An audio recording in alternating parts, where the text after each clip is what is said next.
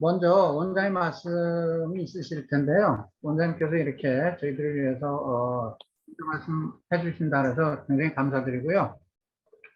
다 아시겠지만 왕규창 한림원 의학한림원 원장님에 대해서 잠깐만 소개 말씀드리겠습니다.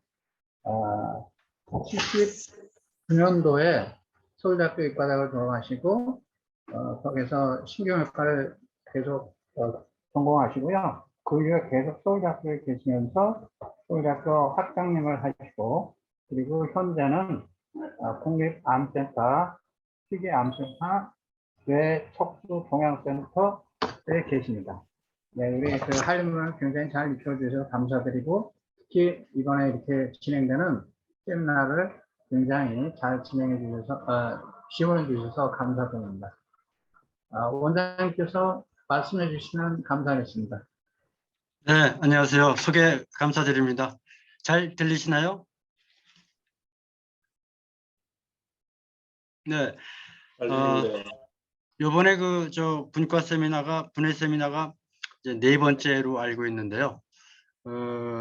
김성수 교수님께서 이게 잘 이끌어 주셔가지고, 특히 1분회, 2분회가 중심이 돼서 기초 교수님들께서 모여서 좋은 토크를 나누고 하는 걸 저도 봤습니다. 저번에 박종환 교수님께서 프룩토스가 캔서 메타스타시스의 역할을 한다는 것도 아주 재밌게 잘 들었고요. 저는 기초를 안 합니다만 관심 있게 있었습니다. 어떻게 보면 지난 3번은 시범적인 거였다고 할 수 있고요. 이제 본격적으로 시작하는 그런 세미나가 되겠습니다. 저희 의학한림원이 여러 가지 좀 부족한 점이 많지만 그래도 이런 좋은 활동에 대해서 가능한 대로 도움을 드리고자 이렇게 노력을 하겠습니다.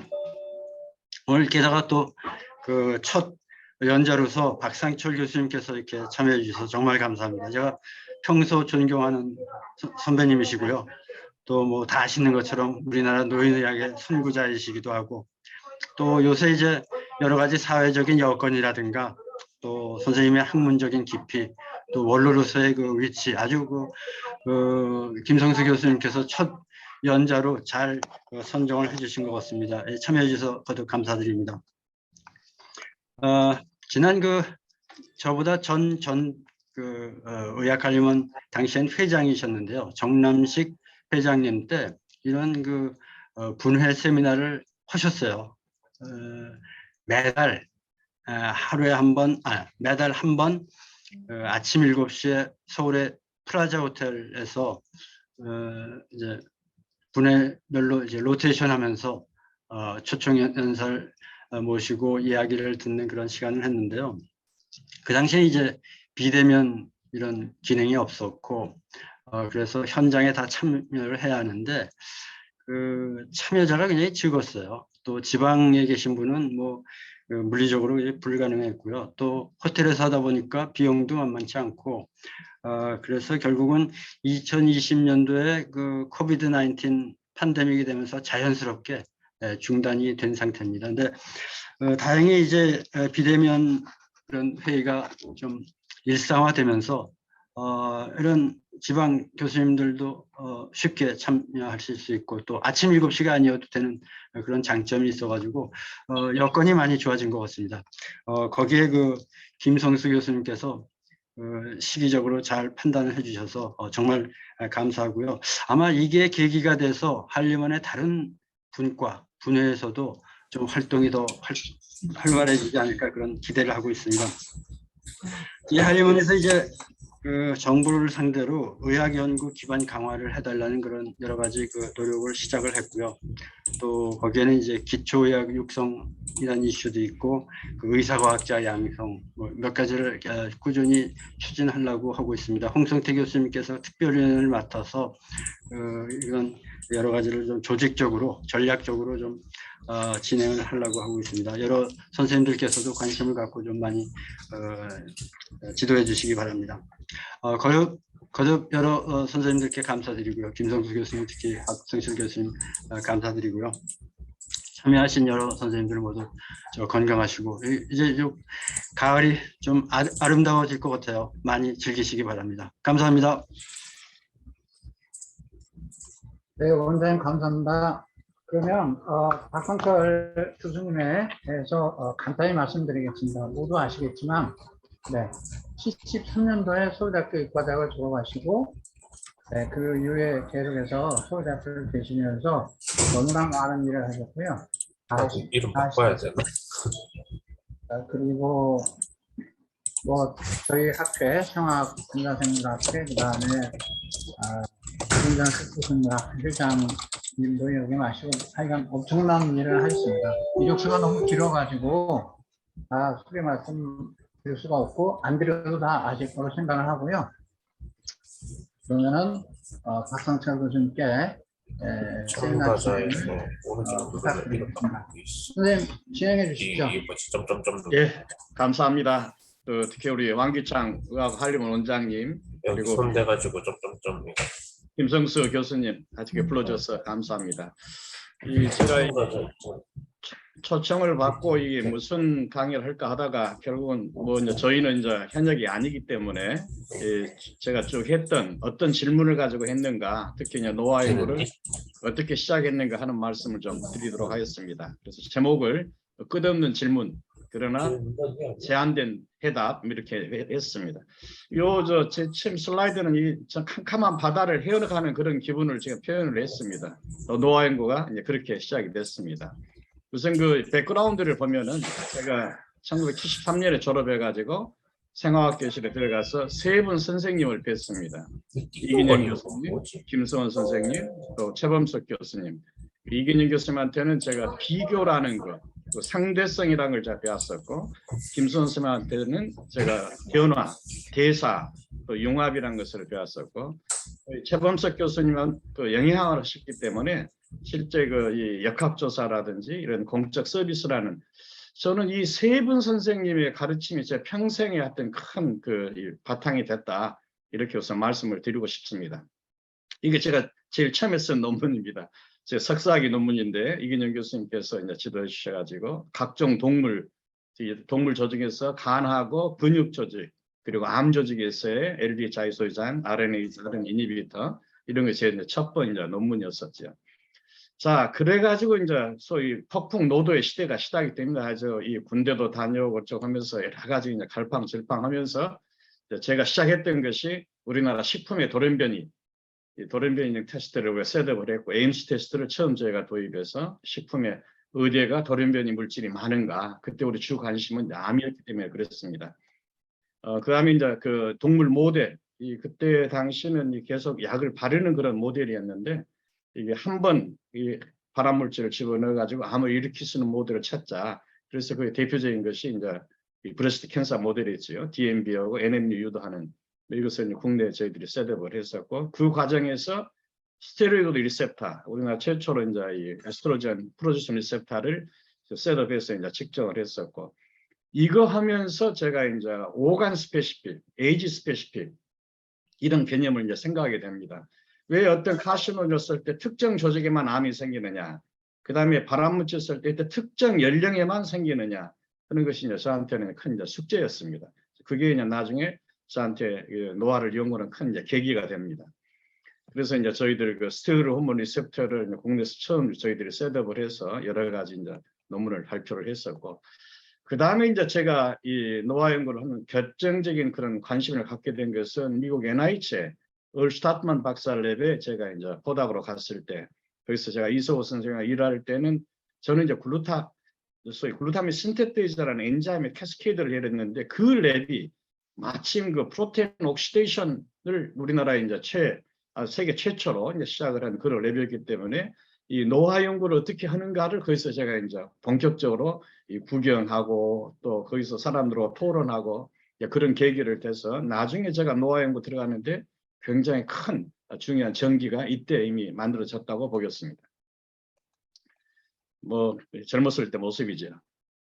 그래서 이제 그때 했던 것이 글루타민 신테테이즈, 이 아주 그 제네틱 또 메타볼릭 캐스케이드 컨트롤이라는 것을 저희들이 해서 제가 했던 것은 그 중에 제일 얼티미트 시그널인 유리딜 트랜스퍼 유리딜 리무빙 엔자임 이게 이제 다 바이펑셔널 엔자임이고 이것이 어떻게 조절되느냐, 즉 그 개체의 어떤 나이트로젠 센싱의 얼티미트 시그널이 뭐냐 하는 것을 하면서 제가 컨트롤이라는 개념, 밸런스라는 개념, 또 이 시그널의 증폭이라는 개념을 그때 이제 저희들이 이제 생각을 하게 됐던 것이죠. 그래서 그런 관련된 또 일들을 한참 또 많이 했었습니다.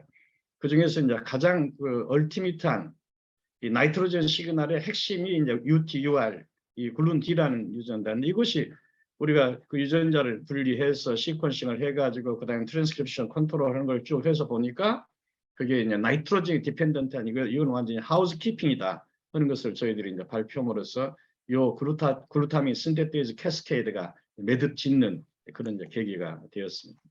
그러면서 이제 제가 이제 여러 가지 이제 이 갈등이 이제 시작이 됩니다. 어떤 일을 해야 할까 하는데 그때 마침 이제 서울 올림픽이 벌어졌습니다. 그때 저한테 이 손을 내밀어 주신 분이 이 고창순 교수셨습니다. 고창순 교수가 그때 서울대 의과대학에 있는 체력과학 연구소 소장이셨는데 이 세미나에 저를 초청해 주셨고 그래서 제가 거기에 코어 멤버로 들어가게 돼서 이 국민체력과학연구소를 나중에 체력과학 노화연구소로 바꾸고 그 다음에 그 체력과학 노화연구소를 결국 서울대학교 노화 고령사 연구소로 이제 발전하는 큰 이 전기를 마련되게 된 것은 이 고창 선생님이 저를 이끌어줬던 그것이 참 제가 감사하게 생각합니다. 근데 그때 제가 이 서울 올림픽 그 관련돼서 제가 불려가서 했던 일은 뭐였느냐? 스포츠 에피션시였습니다. 어떻게 하면은 그 스포츠에서 퍼티그가 적게 일어나게 해야겠는가? 퍼티그를 어떻게 해결해야겠는가? 그래서 이제 그 관련된 스포츠 에피션시 또는 퍼티그 컨트롤 이런 데 이제 제가 관계를 좀 하면서 그러다가 저희들이 바로 들어간 것이 이제 알코올 톡시시티였습니다. 그래서 알코올에 대해서 또 제가 엉뚱하게 이제 또 손을 대기 시작했었죠. 그래서 이 알코올을 가지고 이 로우 도즈 알코올이라든지 하이 도즈 알코올이라든지 또는 이제 어큐트 피딩이라든지 또는 크로닉 피딩이 어떻게 달라지는가, 그때 어떻게 우리가 이걸 바이오케미칼 해결할 수 있는가. 근데 그러면서 저희들이 이제 새로운 것을 몇 가지 찾아냈습니다. 그 중에서 이제 이런 이 알코올 톡시시티에서 이 글루타타이온 리사이클링이 달라진다는 걸 저희들이 이제 발표를 했었고, 그 과정에서 이 아스파트 말레이트 셔틀이 이 중요한 것도 저희들이 이제 또 발표하게 됐고, 가장 중요했던 것은 아스파라진이었습니다.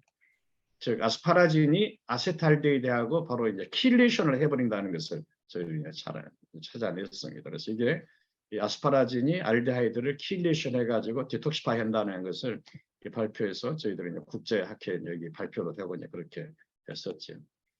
자, 그러나 제가 제일 가지고 있었던 그 고민은 그때는 역시 캔서였습니다. 근데 이제 캔서라는 것을 우리가 어떻게 생각했냐? 자, 캔서는 심플하게 생각해서 이것은 이리버서빌리티, 그로스 이리버서빌리티, 즉 증식이 비가역적인 증식이 계속되는 것이죠. 근데 그 반대 현상은 노화지요. 노화라는 것은 증식이 없이 비가역적 변화가 일어나는 것이죠. 그래서 이 두 가지가 너무 차이가 나는 이 현상에서 제가 이제 암을 주로 관심 가지고 보다가 이제 노화를 이제 들여다본 계기는 바로 이 증식의 이리버서빌리티가 왜 캔서에서 있는데 에이징에서는 없냐. 이제 그래서 이제 저희들 이제 관심 가지면서 이 생화학적으로 이리버서빌리티의 원인이 뭘까? 그래서 이제 그때 저희들이 관심 가졌던 것이 프로테인 크로스링킹 엔자임이었어요. 스트럭처럴리 딱 이렇게 제한시켜 버리는. 그때 또 제가 미국 NIH에서 만난 정수일 박사님, 피터 슈타이너트 이분들하고 이제 저희들 이제 교류를 하면서 이 트랜스글루타미네이즈를 제가 본격적으로 시작을 했고, 그 과정에서 트랜스글루타미네이즈 2, 우리가 트랜스3라는 것은 휴먼 스킨에서 저희들이 또 발견해서 제가 보고하기도 했습니다. 자, 그러나 이제 이 트랜스글루타미네이즈를 가지고 또 캔서와 노화 조직을 들여다보니까 흥미롭게도 캔서는 트랜스글루타미네이즈 액티비티가 굉장히 낮고 노화 조직은 굉장히 높더라. 그래서 야, 이것으로 노화를 좀 들어가면 새로운 이야기를 할 수 있지 않겠는가. 이제 그렇게 기대를 해서 이 트랜스글루타미네이즈에서 본격적으로 저희들이 이제 들어가서 많은 일을 했습니다. 그 과정에서 저희들이 이제 이 정식으로 노화 관련된 그 인터내셔널 저널에 발표한 논문이 노화 과정에 따라서 트랜스글루타미네이즈 액티비티가 증가한다는 논문을 처음 저희들이 이제 발표를 했고, 그 다음에 이 트랜스크루타미네이즈가 트랜스크립션 팩터라든지 히스톤 같은 것을 크로스 링킹 시켜버린다라는 것을 저희들이 이제 찾아냈기 때문에 이 그렇다 그러면은 이 트랜스크루타미네이즈라는 엔자임이 노화의 결정요인이지 하지 않겠는가 그렇게 생각해서 바로 저희들이 이제 이 국제 노화학회에다가 이걸 제안했습니다. 그래서 엔지매틱 크로스 링킹 티어리 오브 에이징, 그 노화의 이 본질은 사실은 효소적인 크로스 링킹에 의해서 이렇게 딱 딱딱해지고 이렇게 이 이리버스가 체인지가 생기는 것이다. 이렇게 해서 이제 시작을 했는데 뭐 저희들이 이제 이 그다음 트랜스크루타민을 많이 이제 이 저 연구를 해서 진행하다 보니까 이게 노화의 전반적인 여러 가지 그 현상을 설명하는 데는 굉장히 부족하다, 또 미비하다라는 것을 이제 저희들이 이제 알게 돼서 제가 이제 고민을 이제 시작을 합니다. 그래서 이제 저희가 결국 제가 본격적인 이제 노화로 완전히 저 실험실을 100% 이게 이제 전환하게 된 계기는 이런 고민을 하다가 결국 이제 이 노화라는 것을 가지고 이제 심각하게 이제 고민을 시작했던 것이죠.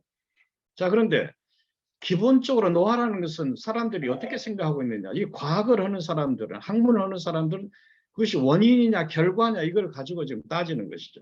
화해가 더 관심이 큽니다. 근데 노화라는 것은 실제 예를 들면은 이 철학이나 이런 종교나 이런 데서는 이걸 뭐 중요한 컨셉 이게 좋으냐 나쁘냐를 따지는 것이죠.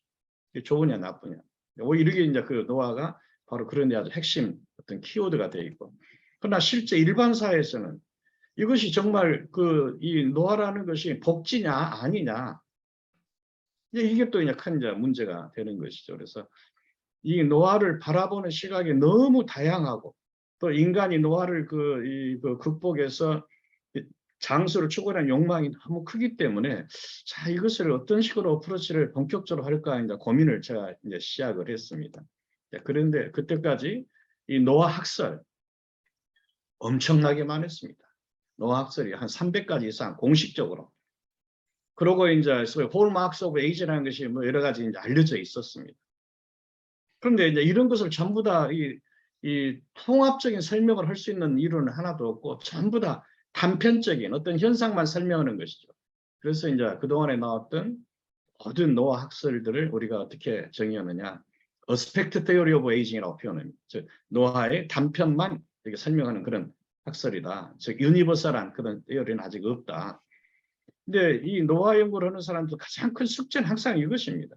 자, 이게 이 결정적이냐, 운명이냐, 아니면 이게 랜덤이냐, 무작위적인 손상이냐, 즉 이 우연이냐, 필연이냐의 이슈가 바로 이 노화 문제의 아주 핵심 단어입니다. 그래서 이것이 쭉 노화를 가지고 연구한 사람들이 쭉 싸워왔고 논쟁했고 그러면서 해결책이 없었고 그랬던 상황에 제가 이제 노화를 들어가면서 이 노화를 어떻게 어프로치를 해야 할까? 그래서 몇 가지 이제 제가 질문을 정리를 했어요. 내가 그 초기에 노화 연구할 때 어떤 질문을 던졌느냐. 그때까지 제일 중요한 것은 옥시데이티브 스트레스 테오리입니다. 옥시데이티브 스트레스 테오리가 노화의 아주 핵심 단어였습니다. 근데 옥시데이티브 스트레스는 기본적으로 랜덤 데미지죠. 랜덤 데미지. 그러나 수많은 이런 데미지가 막 여기저기서 막 생겼는데도 노화의 공통 피노미노는 똑같다. 노화의 피노타입은 똑같다. 똑같다 그러면 그것은 노화의 커먼 패스웨이가 있다라는 것을 전제하고 있지 않느냐 이렇게 생각을 했습니다. 자, 그래서 에이징 프로세스의 커먼 패스웨이가 뭐냐 이걸 찾으려고 이제 저희들이 이제 고민을 시작했었고 두 번째는 우리가 암 연구를 할 때 암이라는 것은 이니시에이션, 프로모션, 프로그레션 이렇게 이제 멀티 스테이지로 간다는 걸 잘 알고 있었습니다. 자, 노화는 어쩌냐? 노화라는 것이 랜덤한 원 스텝 데미지냐? 아니면 노화라는 것도 역시 어떤 그 스텝 바이 스텝의 어떤 그런 시퀀셜 또는 캐스케이드 데미지가 일어나서 이 노화가 초래되느냐? 이걸 하여튼 어떻게 우리가 분석할 수 있을까? 이게 제가 처음에 가졌던 노화 연구를 하면서 가졌던 제일 큰 숙제였었고 그 이유는 또 뭐냐?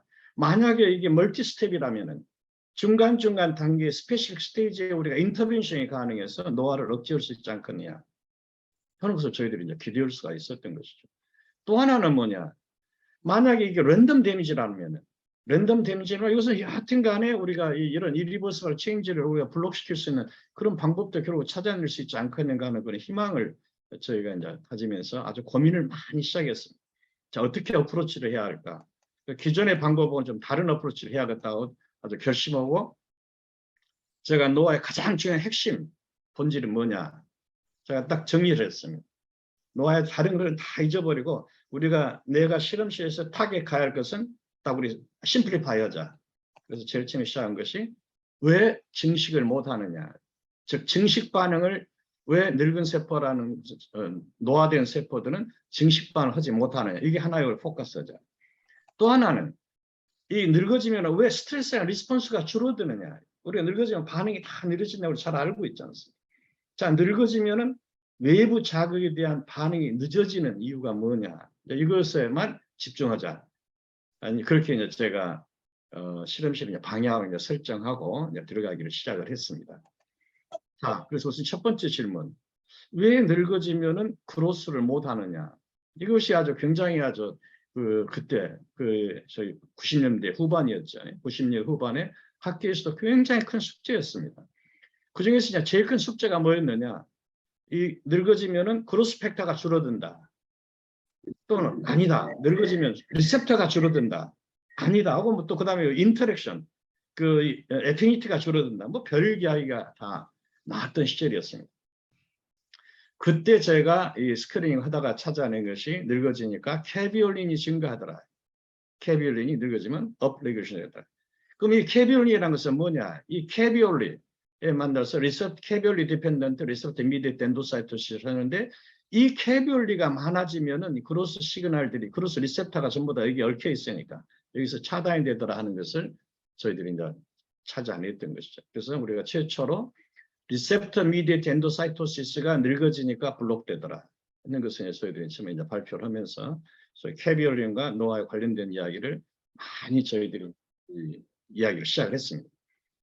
그 다음에 또 다른 리셉터 미디에이트 엔도사이토시스 하나가 클라스터링 미디에이트 엔도사이토시스. 클라스터링 미디에이트 엔도사이토시스 어떤가 봤더니 마찬가지로 젊은 세포는 클라스터링 디펜던트한 이게 트랜스포트가 잘 되는데 늙은 세포는 안 되더라는 걸 또 마찬가지로 찾아냈습니다.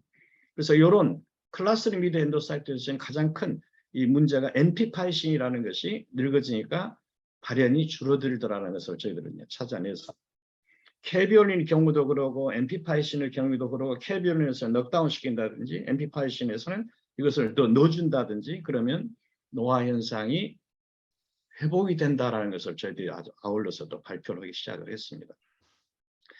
그러다 보니까 그렇다 그러면 이런 리셉터 및 엔도사이토시스 말고 우리 생체 반응에서 제일 많이 움직여지는 것은 결국은 GPCR 시스템인데 이 GPCR 시스템은 어떤 거냐고 봤더니 GPCR은 대표적으로 LPL을 가지고서 했을 칼슘 시그널을 본 것이죠. 이 젊은 세포에 비해서 늙은 세포가 앰플리튜드는 크게 변화는 없지만은 프리퀀시가 확 줄어든다는 것을 알게 됩니다. 즉 GPCR 시스템도 이 고장이 나더라. 그런 것을 저희들이 이제 찾아내면서 정말 그 그로스 팩터에 대한 그런 리스폰시브니스가 노화에 따라서 줄어드는 이유는 바로 이것이다. 리셉터 타이로신 카이네이즈, 즉 리셉터 미디에이트 엔도사이토시스가 핵심이 타이로신 카이네이즈 시스템이니까 리셉터 타이로신 카이네이즈 시스템이 블록되고 또 하나는 우리 시간에서 제일 많이 이용이 되는 GPCR 시스템도 블록된다. 이런 거 GPCR 시스템이 블록된 이유도 결국 저희들이 또 찾아냈습니다. 즉 사이클 AMP 디펜던트한 시스템 중에서 프로테인 포스파테이즈가 인액티베이션 돼가지고 그렇다는 것도 저희들이 또 리포트를 했고 그래서 이것을 하면서 우리가 노화의 피노타입을 설명할 수 있는 하나 우리 근거를 찾았다 이렇게 생각을 했습니다. 그래서 뭐냐 이 노화라는 것은 그 멤브레인 수준에 있는 세포막에 있는 이런 어떤 그 펑셔널 시그널링이 베리어가 생긴 것이다. 그래가지고 셀룰러 시그널링 블록이 생긴 것이다. 즉 우리가 셀룰러 시그널링이라는 시스템을 가지고 노화를 본격적으로 설명할 수 있는 근거를 우리가 마련했다라고 저희들이 이제 발표를 이제 시작을 했습니다. 그래서 뭐 캐비올린 가지고도 뭐 많은 여러 가지를 했었고, 그래서 결국은 리스폰시브니스가 중요하다 하는 것을 이제 저희들이 이제 발표를 한 것이죠. 자, 그래서 또 마찬가지였습니다. 야, 이렇다고 노화 학설을 새로 만들어 버리자. 그래서 게이트 티어리 오브 에이징이라고 해서 저희들이 또 발표를 합니다. 자, 그러면 이때 제일 중요한 모듈레이터는 뭐냐? 이 노화 모듈레이터. 그것은 멤브레인 리셉터다. 이런 RTK 시스템이나 GPR 시스템이나 그 리셉터다. 두 번째는 뭐냐? 자, 이렇게 해서 멤브레인에서 리셉터에서 시그널 트랜스덕션이 예를 들면 차단되고 이렇게 블록되니까 결국은 세포 내는 에이징 필드라는 것이 만들어지더라. 이 에이징 피리드라는 것은 이 시그널만 달라지면 얼마든지 달라질 수 있는 것이죠. 그래서 이것은 어댑티브 것이 이제 생겼다 이렇게 이제 저희들이 이야기를 하게 됐고 이 과정에서 시네센스 피노타입이라는 것은 우리가 지금까지 노화라는 것은 이리버서블이라고 생각했었는데 또 이네비터블이라고 생각했었는데 그거 아닌 것 같다. 그 노화의 현상이 이런 플라스틱 네이처다. 즉 게이트에서의 어떤 시그널 이것을 우리가 회복만 시켜주면 얼마든지 리스토어 될 수 있다라는 것을 제가 이제 주장하기 시작을 했습니다. 그래서 이제 사람들이 그때부터는 저를 이제 리스토어 학파라고 이제 표현을 하기도 하고 그렇습니다. 이게 즉 노화된 세포가 플라스틱 네이처로 해서 다시 회복 가능성이 있다라는 것은 저희들이 이제 학계에 이제 던진 그런 이제 시작이 되겠습니다.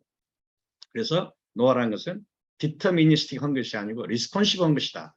라고 이제 저희들이 이제 논문에 대한 표현을 시작을 했었죠. 자, 그 다음에 이제 질문은 이것입니다. 자, 시그널링이 그렇다라는 것을 이제 설명했는데 제일 중요한 것은 뭐냐? 왜 늙어지면 모든 이 그 파렌케마 로스가 생기느냐? 근육 소실, 뭐 뇌 조직도 손실, 뭐 모든 우리 생체 조직들이 이제 축소되는 것이죠. 위축되는 것이죠. 자, 그 이유는 뭐냐? 그 이유는 예를 들면 증식을 못해서냐?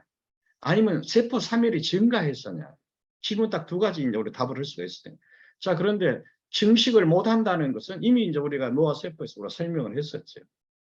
자, 그래서 증식 못해서 이런 페렌칼 로스가 생길 수 있는 그 근거는 하나 마련되어 있습니다. 또 한 가지는 뭐냐? 에포토시 센시티비티. 자, 늙으면은 세포 사멸이 더 증가하느냐? 증가하기 때문에 소위 이제 이 실질 조직들의 소실이 생기느냐? 이 질문을 이제 답을 해야지. 그래서 이 질문을 바로 던지기 시작을 했어요. 자, 이때 이제 저희 방에 우리 여의주 박사가 이제 포닥으로 연구원으로 와 계셔가지고 했던 일 중에 하나 있었는데, 젊은 세포고 늙은 세포를 가지고 여러 가지 비교하는 실험을 한참 하고 있었을 때, 그래서 어떻게 하면 늙은 세포 되느냐 하는 것도 우리가 많은 조건을 만들었지만 그중에 제일 중요한 것은 반응이었죠. 그래서 그로스펙터도 쳐보고 또는 자외선도 쳐보고 뭐 이렇게 쭉 하는데 UV를 쭉 치다 보니까 늙은 세포는 쫙 죽어가는데 프래그먼테이션, DNA 프래그먼이 생겼는데 늙은 세포는 프래그먼테이션이 안 생긴다는 것을 알게 됩니다. 늙은 세포가 안 죽는다는 이야기죠. 그래서 그때 당시에 저희 시험을 루틴으로 했던 것이 맵카이네즈 3개, 어크, 준카이네즈, P30에서 전부 항상 우리가 루틴으로 모니터하고 있었던 판이었습니다. 그때 보니까 준카이네즈가 UV를 쪼이니까 영세포수는 쫙 증가하는데 늙은 세포는 증가하지 않더라. 즉 늙은 세포가 이런 독성 자극에 대해서 이 리지스턴트하다라는 것, 세포 사멸에서 리지스턴트하다는 것을 이제 저희들이 이제 발표를 하니까 이 국제학회에서 특히 미국 노화학회에서 사람들이 굉장히 이제 논쟁이 붙었습니다. 저 세포는 그러는가 몰라도 개체는 그렇지 않을 것이다 하고 저희 반박을 받은 것이죠. 그래서 바로 젊은지 늙은지를 가지고 테스트를 했습니다. 이 소위 이제 메틸메탄 설포네이트 지노톡식 에이전트죠. 그래서 영지 올드쥐한테 복강에다 주사를 놔서 봤더니 어떤 일이 벌어지냐. 그 간 조직에서 봤더니 젊은 쥐의 간 세포들은 쫙 죽어가는데 늙은 쥐는 안 죽어버리더라. 젊은 쥐는 죽어가는 늙은 쥐는 안 죽어버리더라. 이게 굉장히 이제 저희들이 깜짝 놀란 아주 간단한 이 데이터 가지고 바로 네이처 메디신에 이제 퍼블리시가 바로 돼버린 것이죠. 왜냐? 사람들이 깜짝 놀랐습니다. 늙으면 당연히 더 잘 죽을 것으로 생각했었는데 세포는 그렇다죠. 개체까지 이런 그 에포토시 레지스턴시가 있다라는 것은 이때 굉장히 중요한 메시지가 됐고, 자 그러다 보니까 그렇다 그러면은 자 늙은 세포가 왜 이런 독성 자극에서 죽지 않고 살아나느냐 이거 찾아내야지. 이제 그래서 이제 또 저희들이 또 많은 이제 실험을 하는 과정에서 아주 재미있는 걸 찾아냈습니다. 즉 예를 들면 그때 당시에 에포토틱 그것을 안티 에포토틱 프로 에포토틱 것을 참 우리가 모니터링을 하고 있었던 때니까 BCL2를 보니까 기본적으로 늙은 세포가 BCL2 레벨이 더 높고 젊은 세포에 비해서. 그 다음에 더 중요한 것은 하이드로젠 프록사이드나 스타우스포린이나 답시가제나 전부를 에포토틱 인듀싱 에이전트를 가지고 처리를 딱 했는데 이 BCL2가 젊은 세포에서는 쫙 사라지는데 늙은 세포에서는 사라지지 않고 오히려 증가되는 그런 것을 보여줬습니다. 자, 이 BCL2, 엔티에포토틱 팩터가 늙어지기가 더 증가하더라. 그래서 이것도 왜 그러냐. 또 이것도 저희들 원인을 또 찾아냈습니다만 하여튼 이런 결과들은 결국 뭘 이야기를 하느냐. 늙은 세포가, 늙은 조직이 에포토시스 레지스턴트하다는 것을 우리가 이제 찾아냈고 그 과정에서 스트레스 인듀스드 다운 레귤레이션, 서바이벌 팩터가 이제 다운 레귤레이션 되지 않고 있더라는 걸 찾아냈고 또 그 이유도 이제 결국 하나씩 이제 찾아냈었던 것이죠. 자, 이제 그렇다 그러면은 저 노화의 피노타입을 결정하는 분자적 원인은 뭐냐? 그래서 다 이제 저희들이 이제 내놓은 그 실험에서 두 가지 어떤 결론을 지을 수가 있는 거지. 하나는 그로스 팩터 리스폰스가 떨어지고 그 대신에 서바이벌 팩터는 남아 있더라. 이게 노화의 피노타입이 아주 중요한 성격이다라는 것을 특성이다라는 것을 이제 저희가 이제 발표하면서 노화 분야에 대해서 이제 새로운 이야기를 하게 됩니다. 자, 그러면 어떻게 해서 하이퍼 리스폰시브니스라는 것하고 에포토틱 레지스턴시라는 것하고 이 두 가지가 무슨 서로 연관은 돼 있을까? 이거 별도의 그 무슨 피노미나니까. 이거 상당히 저한테 이제 숙제였습니다. 이 두 가지가 같이 가느냐, 동시에, 아니면 따로 가느냐 찾아내야 했었죠. 자, 그래서 이것을 한참 이제 뒤지고 있는 과정에서 아주 우연한 것을 발견합니다. 즉 젊은 세포고 늙은 세포 간에 이러면 스타우로스포린이 친다든지 또는 이런 하이드로젠 프록사이드를 친다든지 이렇게 해가지고 에포토시스를 유도하는 것이죠. 자, 그럴 때 P38 같은 것, 소위 포스포 P38 같은 것이 젊은 세포에서는 이렇게 핵내로 쏙 들어가는데 늙은 세포에서는 핵내로 들어가지 못하고 핵 밖에 페리뮤크에 남아있다는 것을 알게 됩니다. JNK 같은 것도 마찬가지입니다. 젊은 세포는 하이드로젠 프록사이드를 치면 쫙 핵내로 들어가는데 늙은 세포는 들어가지 못하고 밖에 이렇게 남아있더라. 자, 이 이야기는 뭐냐? 핵내로 늙은 세포에서는 이런 톡식 시그널이 결국 그 파이널 엔드 프로덕트가 핵내로 들어가지 못한다는 것을 이제 저희들이 이제 생각하게 된 것이죠. 자, 그래서 다시 한번 정리합니다. 에이징 피노타입이라는 것은 핵심은 뭐냐? 핵심은 결국 페리뉴클리어 어큐뮬레이션이더라. 즉, 액티베이티드 에포토틱 시그널이든지 또는 액티베이티드 마이토제닉 시그널이든지 이런 P30, PJNK 같은 것은 보통 에포토틱 시그널 우리 이야기 그렇게 했었죠. 또 P여크라는 것은 마이토제닉 시그널. 이거 두 가지가 다 늙은 세포는 핵내로 들어가지 못하고 밖에 핵 주변에 남아있더라. 그 다음에 또 하나는 뭐냐? 우리가 서바이벌 팩터라고 생각했던 것이 이런 BCL2 같은 것이 늙은 세포에서는 줄어들지 않고 그대로 스트레스를 줬는데도 남아있더라. 자, 그렇다면은 우리가 뭘 생각할 수 있겠는가? 즉, 노화 현상이라는 것은 우리가 조금 전에는 우리가 멤브레인, 세포막을 생각했었죠. 이제는 그것이 아니라 뉴클리어 멤브레인에서 이런 시그널 블록이 생기는 것이다 라는 생각을 저희들이 이제 하게 됐어요. 자, 그래서 우리가 그 뉴클리어 베리어라는 것을 찾으려면 일단 뉴클리어 코 컴플렉스를 한번 뉴클리어 포 컴플렉스를 한번 뒤져봐야지. 그래서 뉴클리어 포 컴플렉스를 약 47가지 서로 다른 뉴클리어 포 컴플렉스에 이제 소위 포 컴플렉스 컴포넌트 또는 NC 캐리어 또는 랭 그레디언트 뭐 지인들 전부 쭉 봤는데 소위 저희들 유전자 발현 패턴을 딱 보니까 이 mRNA 익스프레션 패턴들이 늙은 세포에서 전부 다 줄어들어 있어요. 뉴클리어 포 컴플렉스에 관련된 거의 모든 유전자들이 나이가 들어가니까 노화되니까 그 발현이 줄어들어 있다. 우리 웨스턴으로도 그 구할 수 있는 항체들을 구해가지고 웨스턴으로 비교해봤을 때 거의 대부분이 늙은 세포에서는 이 발현이 줄어들어 있더라. 이게 넙 시리즈라든지 캐리어 페린이라든지 렌이라든지 뭐 이런 게 전부 다 줄어들어요. 또 실제 전자현명에서 보니까 뉴클리어 이런 포들이 늙은 세포에서는 그 숫자 자체가 줄어들어 있다라는 것을 저희들이 이제 발견하고 이런 것을 이제 보고를 이제 한 것이죠. 자, 그래서 이제 다시 한번 이제 우리가 노화라는 건 뭐냐?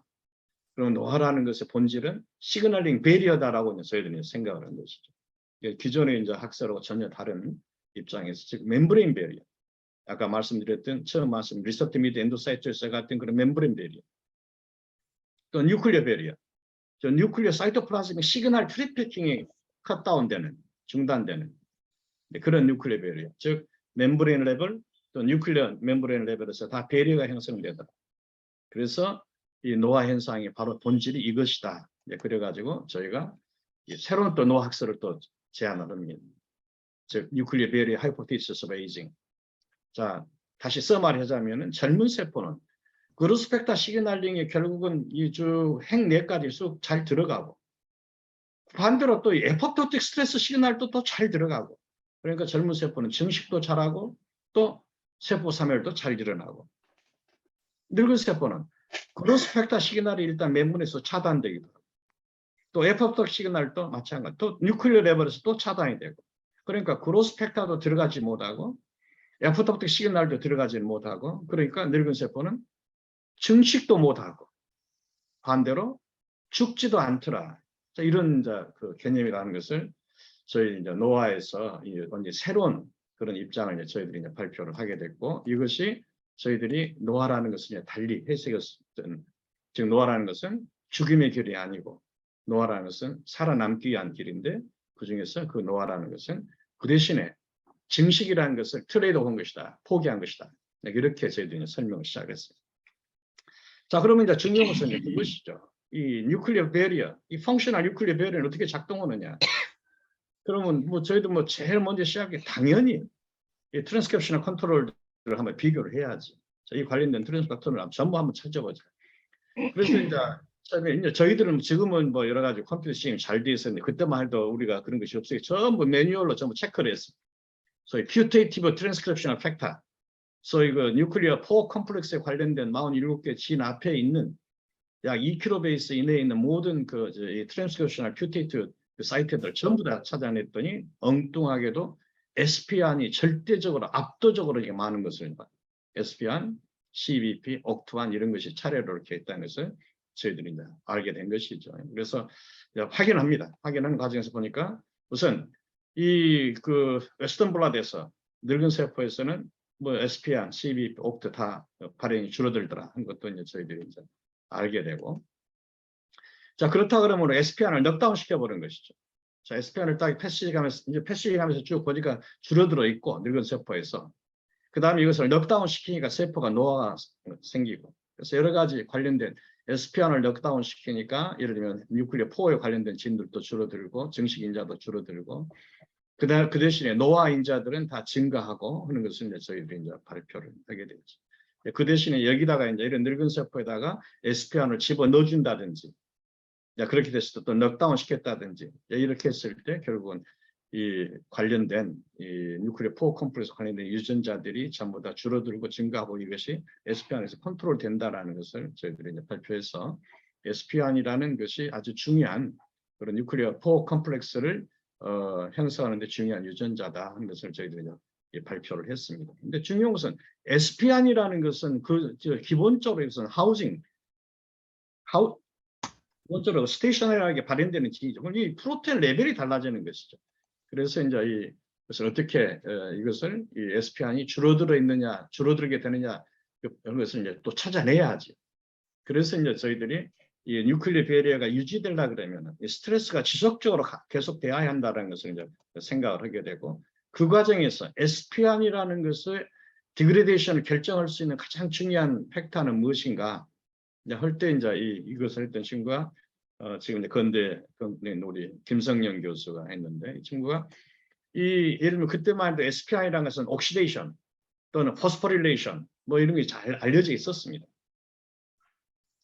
자 그런데 이제 이 과정에서 이 포스포릴레이션은 유비퀴티네이션을 이제 좀 막아주고 옥시데이션, 유비퀴티네이션 잘 식는다는 것들이 보고가 되어 있었기 때문에 근데 특히 이 과정에서 소위 글라이코실레이션 오그루넥을 가지고 이 글라이코실레이션을 한 걸 보니까 SPR의 글라이코실레이션 된 것을 보니까 늙은 세포에서 훨씬 더 적게 되고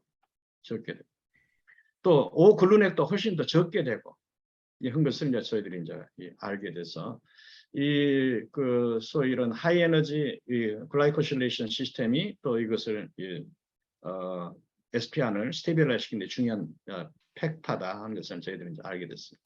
그래서 이제 바로 저희들이 바로 뉴클리어 베리어 하이포시스를 모디파이를 해가지고 소위 수정된 이 뉴클리어 하이포시스 베리어 하이포시스를 내면서 여기에 중요한 것이 이런 그로스 팩터 에포프 시그널이 여기 늙은 세포는 젊은 세포는 잘 들어가고 늙어서 못 들어가는 이유는 에스파인이 관계를 하고 에스파인이라는 이런 이 트랜스크립션 팩터가 젊은 세포는 ROS가 적게 나오고 마이토콘드리아에서 포스피레이션 잘 되고 오글루넥이 잘 되고 그러니까 이게 스테빌라이즈 돼서 이 유비퀴네이션이 적게 돼서 안정된 SPR이 뉴클리어 포 컴플렉스 관련된 유전자들, 즉 뉴클리어 사이토플라즈믹 트래피킹 팩터들을 발현시켜서 포화를 많이 만들고 가동을 잘하게 한다. 근데 늙은 세포에서는 바로 이런 SPR이 바로 이런 포스플레이션도 안 되고 오그눌렛도 안 되고 글라이코션도 안 되고 ROS는 붙고 옥시데이션 되면서 바로 유비퀴틴이 잘라져 버리기 때문에 NCT가 결국 발행이 적게 돼서 그렇다 하는 식으로 해서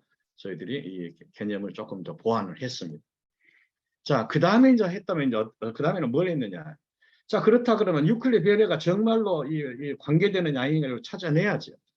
그래서 이제 이건 바로 케미칼리 이 소위 이제 이 소위 뉴클리어 배리어를 임포팅 블록을 시키고 익스포팅 블록을 시키고. 자, 우리가 레토마이신 같은 것 또는 워트마닌 같은 셋을 해보면은 이런 임포팅 블록 시키고 또는 익스포팅 블록 시키니까 노화가 초래되더라 하는 것을 이제 또 임포팅을 익스포팅 진 CRM1 같은 것을 넉다운 시키고 또는 임포팅 진을 넉다운 시키고 그럼 역시 마찬가지로 노화가 초래되더라. 즉 뉴클리어 배리어가 굉장히 중요하다 하는 것을 이제 저희들이 이제 이야기를 하게 됩니다. 그래서 이 과정에서 우리가 뉴클리어 배리어라는 것이 하나의 노화를 촉발할 수 있는 굉장히 중요한 하나의 새로운 장르다라는 것을 저희들이 이제 발표를 했습니다. 자, 그러면 이제 문제는 이것입니다. 기존에 많은 그 노화를 초래할 수 있는 예를 들면 하이드로겐 프록사이드는 예를 들면 옥시데이티브 스트레스 또는 스트레스 인듀스드 프리머처 시네센스 또는 독소르신 같은 이런 그 DNA 데미징 에이전트한 시네센스 또는 라스 온코진 같은 온코진 인듀스 시네센스 또는 이제 지금 우리가 했던 바와 같이 예를 들면 이제 임포팅이나 또는 익스포팅 시스템을 넉다운 시켰을 때 처리하는 뉴클리어 배리어 인듀스 시네센스 또는 정상적인 피지올로기까지 정상적인 리플렉티브 시네센스의 이 유전자 패턴들을 쭉 발현 패턴들을 이제 비교하면서 저희가 찾아낸 것이 뭐냐?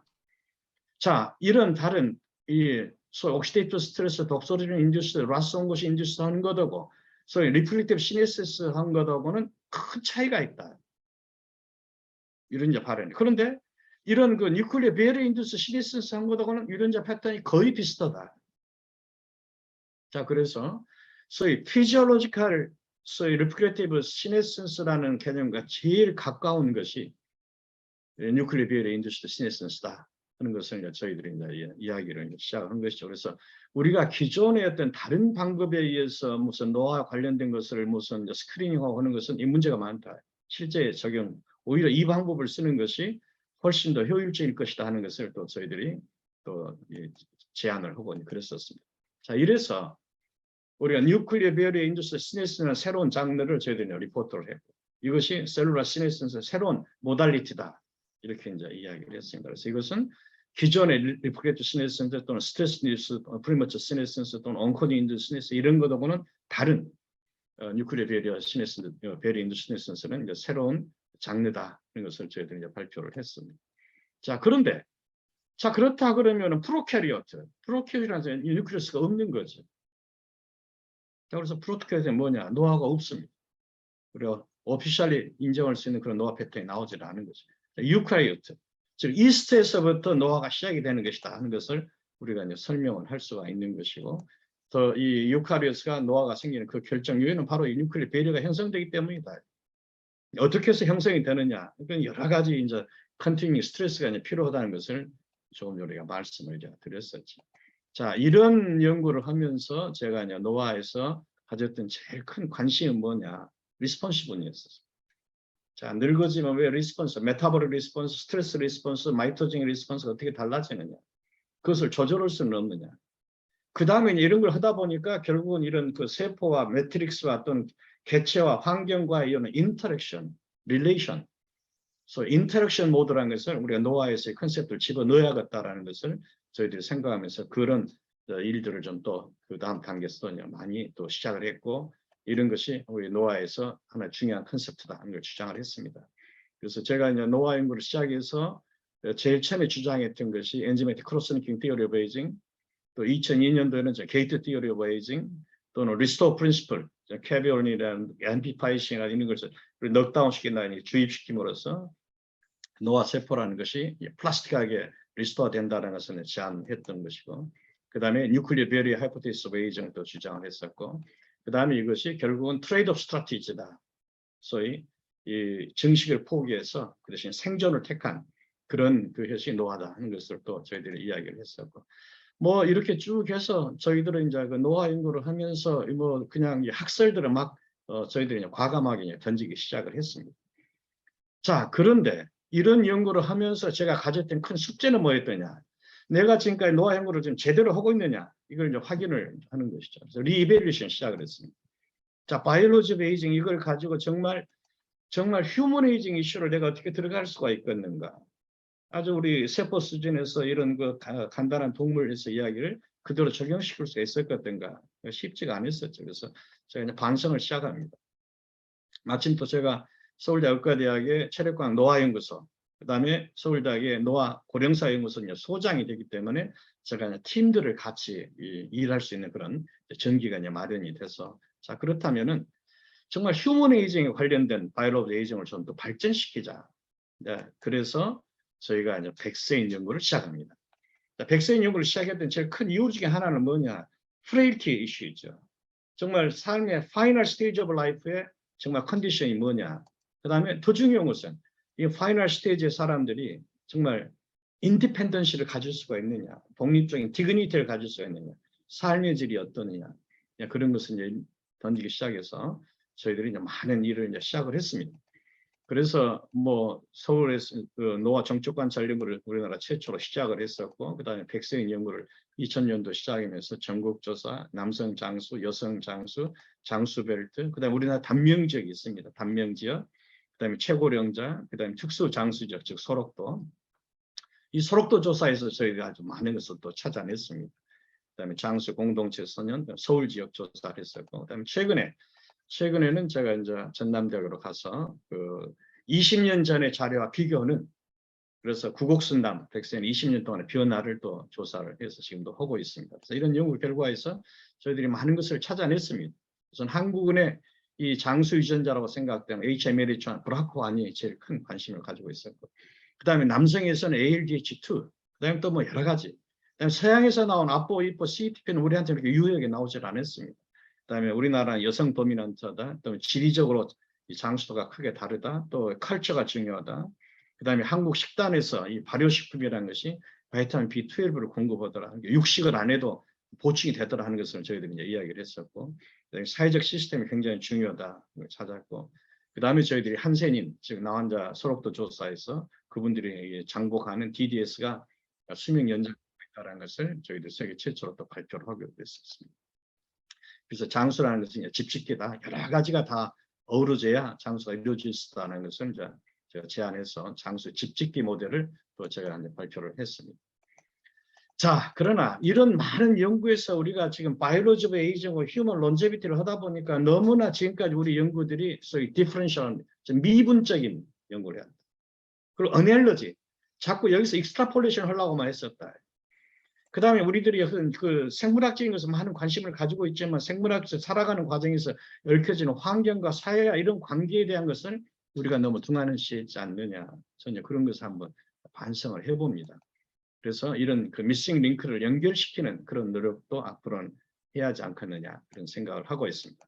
그래서 노화 연구 또는 장수 연구를 하는 과정에서는 이런 환경의 적응, 어저스트먼트, 이콜로지컬 어저스트먼트, 소셜, 이거 중요하지만은 또 호스트 입장에서는 라이프 스타일 코렉션 또는 라이프 프로세스 모델이 다 중요하지만은 이 다 같이 해야겠다.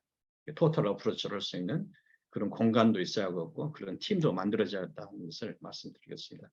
그래서 이제 제가 백세인 연구를 하다가 서울대학의 연구소를 통해서 노인들을 위한 많은 프로그램을 했습니다. 뭐 춤춰줘 운동 프로그램, 골드쿡, 뭐 또 백세인 조사, 또 뭐 인생대학, 미니메드 스쿨, 장수과학 최고 지도자, 뭐 장수마 포럼, 우리나라 사회에 장수에 필요한 많은 것을 할 수 있도록 우리 이제 길을 뚫었었죠. 노인이나 운동 프로그램, WHO에서 상당히 격찬을 받았습니다. 또 이 일반인들을 위한 책도 많이 썼습니다. 이 백세인 조사를 하고 나니까 일반 사회에 대한 이야기를 할 수 있는 꼭지가 많이 생겨서 많이 썼고, 또 이제 노화가 요즘에 최근에 하이라이트를 받고 있기 때문에 옛날부터 지금까지 노화 연구, 또 이것을 노화를 제어하는 여러 가지 방법들이 어떻게 달라졌는가, 그런 것도 저희들이 이제 책으로 써서 발표를 했습니다.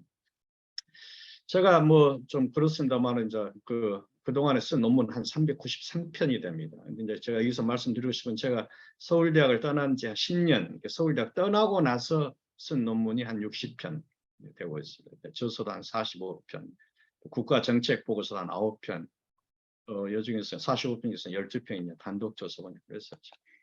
그리고 이제 제가 그동안에 이제 학회를 만들기도 하고 뭐 참여도 많이 했습니다. 그래서 뭐 저는 모학회는 대한생화분자생물학회였고 한국분자세포생물학회, 노화학회, 노인과학술단체연합회, 한일암연구회, 한일암노화연구회, 한국백세인연구단 이건 전부 다 제가 창립하는 데 절대적으로 기여했던 것이고 또 국제학회도 국제노화학회, 백세인연구단, 단백질 교차결합학회 등등 이런 학회에 제가 또 회장도 저 혹은 그랬었습니다.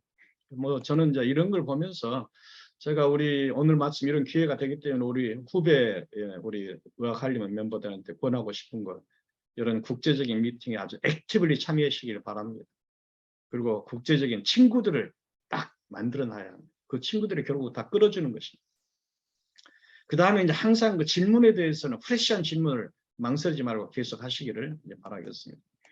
아직도 노화에는 뭐 숙제가 많습니다. 본질을 아직도 잘 모릅니다.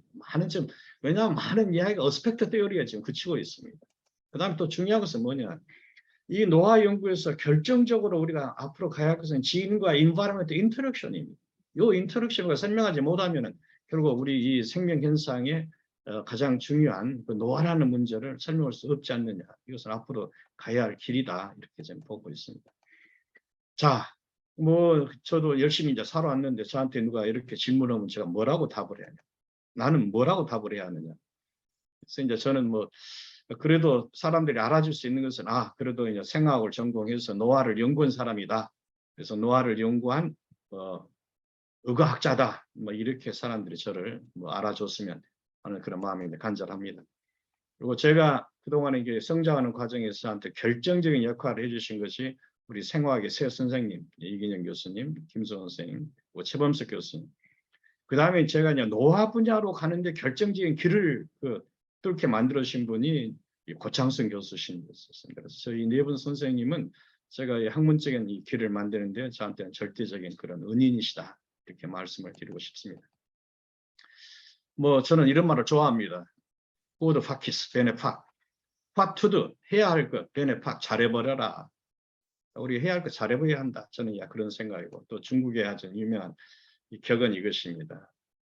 부파비엔, 파부비엔. 변화를 두려워하지 말고 변하지 못함을 두려워해라. 정말 우리가 어떤 그 틀에 박힌 사고에서 벗어나야 한다고 생각합니다. 벗어나는 그런 노력해야 하고 새로운 것을 도전해야 하고 새로운 세상이 열리면 거기 과감하게 파고 들어가서 나의 모든 것을 또 바치는 그런 노력을 해야 하지 않겠는가 이런 생각을 하고 있습니다. 뭐 저는 제가 이런 연구를 하는 과정에서 빚진 사람들이 많습니다.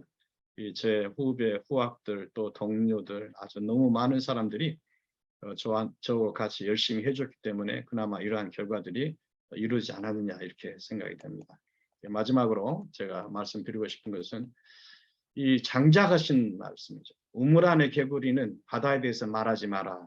왜냐 장소에 집착되어 있습니다. 여름 벌레는 얼음에 대해서 말하지 마라. 시간에 매여 있으니까. 그 다음에 엉터리 선비는 도에 대해서 말하지 마라. 가르친 것밖에 모르니까. 저는 이 말을 굉장히 중요하게 생각합니다. 가르친 것에 너무 매여있지 말고 문 열고 나가라는 것을 장자가 이야기했어요.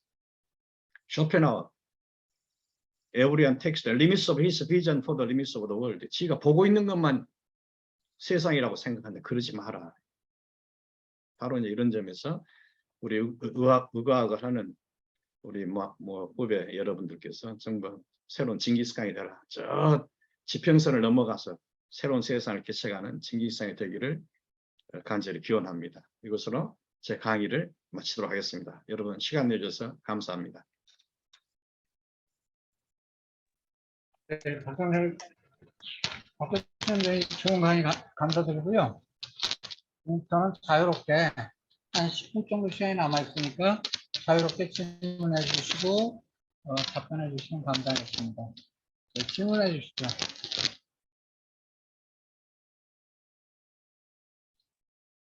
네, 저 강원대학의 김영명입니다, 선생님. 아이고 오랜만이요. 네, 반갑습니다. 네, 좋은 반갑습니다. 강연 잘 들었고요. 감사합니다.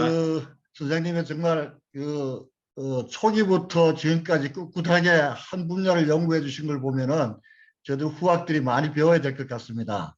감사합니다. 제가 하나 그냥 질문을 하기보다는 여쭤보고 싶은 생각인데요. 선생님이 지금까지 오랫동안 우리나라의 노화, 어쨌든 노화 이론에 대해서 연구를 하셨는데, 과연 우리가 얼마까지 살 수 있을까요? 선생님이 이렇게 보실 때에 전문가로서. 그 말은 이제 일반 사람들이 하는 질문이죠. 네.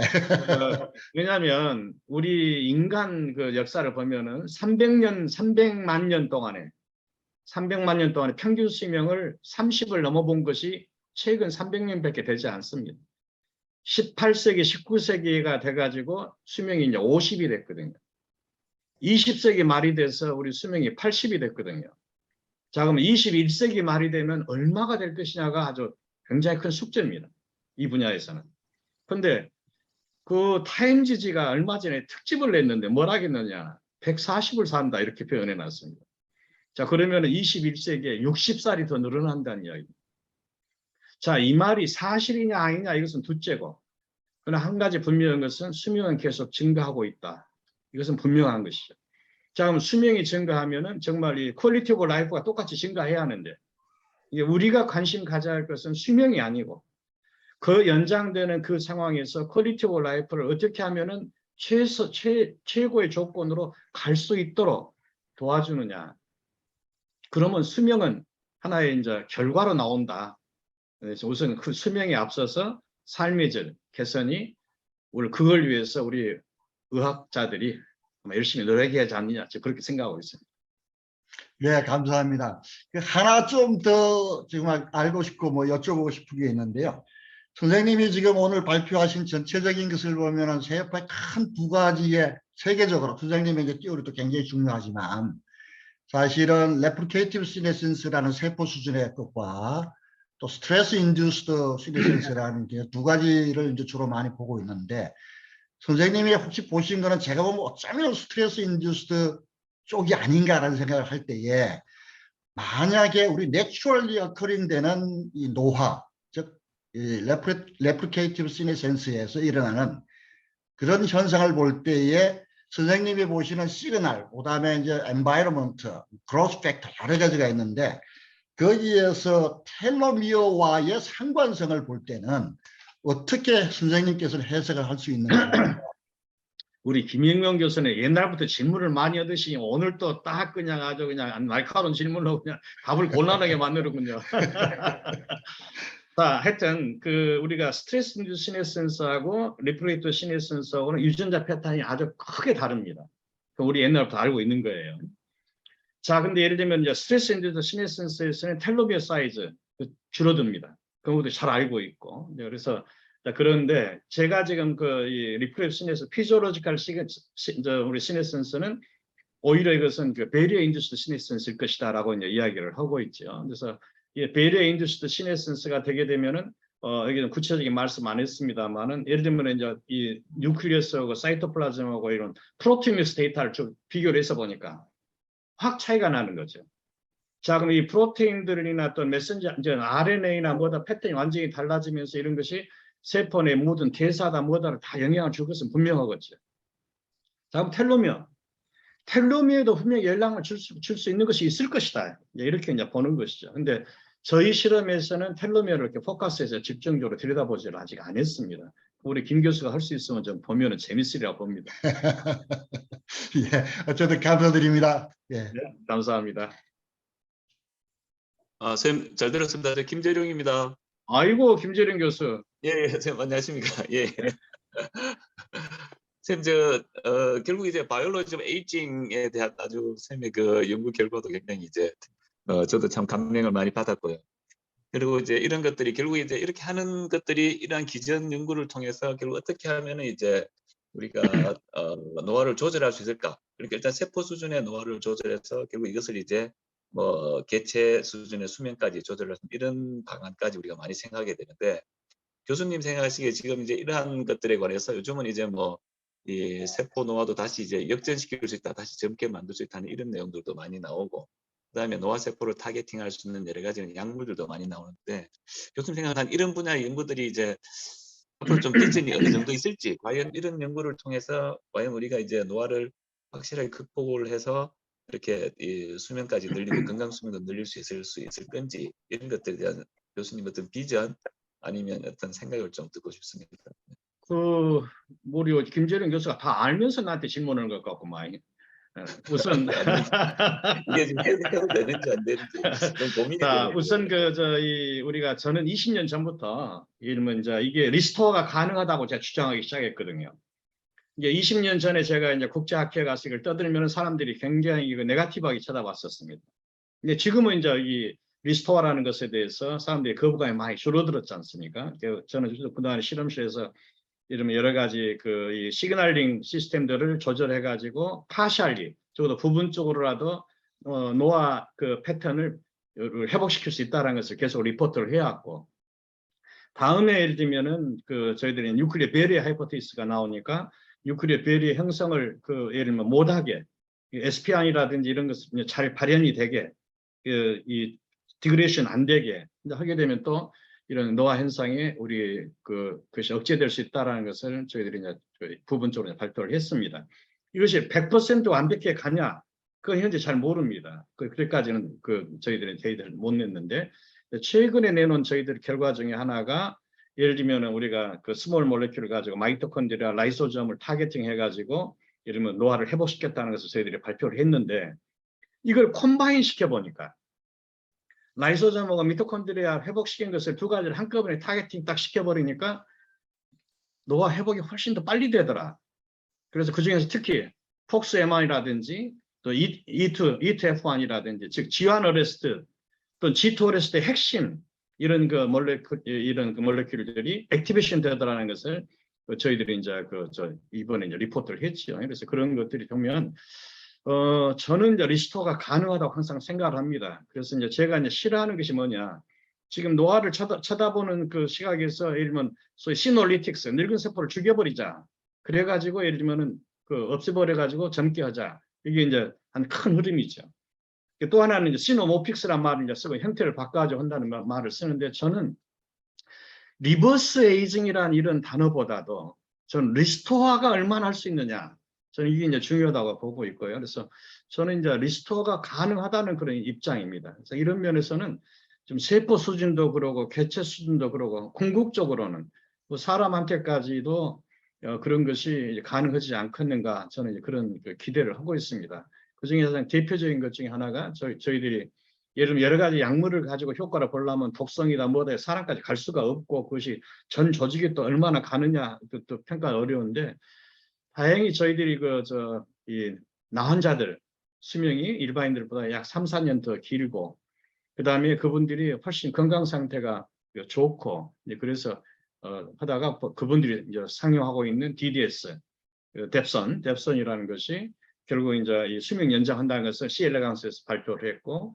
이것이 예를 들면 사코피니아를 막는다는 것도 저희들이 발표를 했고, 또 이것이 또 파킨슨을 또 예방한다는 것도 발표를 했고, 그래서 수명 연장뿐만 아니라 노화와 관련된 퇴행성 질환에도 효과가 있는 것 같다 하는 것을 저희들이 발표를 했기 때문에, 저는 이 분야가 굉장히 긍정적으로 갈 수 있다, 그런 희망을 좀 가지고 있습니다. 네, 감사합니다. 그럼 열심히 하도록 하겠습니다. 안녕하세요. 질문 좀 드리겠습니다. 먼저 소개를 좀 드리면, 제가 경희대 수학과 전공한 후에 미국에서 한 10여 년 정도 연구를 했고, 그다음에 이번 10월부터 포항공대에서 일하게 된 안용주라고 합니다. 교수님 강의도 너무 잘 들었고요. 지금까지 연구해 오신 것을 이렇게 쭉 들어보니까 제가 앞으로 이제 한국에서 연구를 시작하는 입장에서 어떻게 해야 될지에 대해서 그런 감을 잡을 수 있고 좀 많은 도움이 되었습니다. 제가 강의하신 것 중에 좀 질문을 드리면, 뉴클리어 베리어 인듀스 시네센스에서 임포틴이나 익스포틴이 그런 중요한 역할을 하고 있는 걸로 제가 들었는데요. 혹시 사람에서 젊은 사람이나 늙은 사람의 노인들이나 그 남녀 차이 혹시 여기서 뭐 진의 그런 익스프레션이 차이를 보이는지가 좀 궁금합니다. 예, 그 테스트에서 발표했습니다. 아, 그랬어요. 사람의 수 연령에 따라서 딱 차이가 납니다. 아, 그래서 뭐 한 3년 전에 우리가 리포트를 했습니다. 그 제 논문 찾아보면 바로 나옵니다. 예, 찾아보세요. 아마 EMM에 나갔을 겁니다. 그게. 그리고 혹시 우리 안영규 선생 열심히 하시기 바랍니다. 네, 감사합니다. 그리고 혹시 그 말씀하신 게 그런 진이나 인바이러먼트가 서로 잘 이렇게 어떻게 연관이 되는지에 따라서 이게 노화나 이런 부분들도 많이 연관이 돼 있을 것 같은데 혹시 그런 그 노화와 많이 돼 있을 것 같긴 한데 혹시 그 에피제네틱스와 이런 연관성에 대해서는 어떻게 보시는지 좀 궁금합니다. 그것을 해야 하는데 지금 이제 못하고 있습니다. 에피제네틱스하고 관련이 있다라는 것은 파셜 데이터는 있지만은 네, 이제 이것은 우리 후배들이 해야죠. 네, 우리 안 선생님 관심 있으면 하시기 바랍니다. 최근에 또 이 에피제네틱스가 노화와 관련된 것은 이미 아주 리포트가 많이 되어 있죠. 특히 이제 플라즈마 프로티믹스는 팀들이 아주 그것을 마커로도 쓰고 있고 그러니까 아마 이제 이 우리 그 유전자에서도 에피제네틱스 된 데이터도 이미 많이 알려져 있습니다. 그러나 이제 그것이 어떻게 구체적으로 작동하느냐 이제 그것은 할 일이 많지요. 네, 잘 알겠습니다. 감사합니다. 네, 많은 질문이 있겠으나 시간 관계상 여기서 마치도록 하겠습니다. 박상철 교수님에게 진심으로 감사드리고요. 그리고 또 이렇게 이런 일이 할 수 있게 지원해 주신 왕규창 원장님께도 감사드리며 오늘 세미나를 마치겠습니다. 네, 예, 다음에 감사합니다. 감사합니다. 감사합니다. 네. 수고하셨습니다. 네.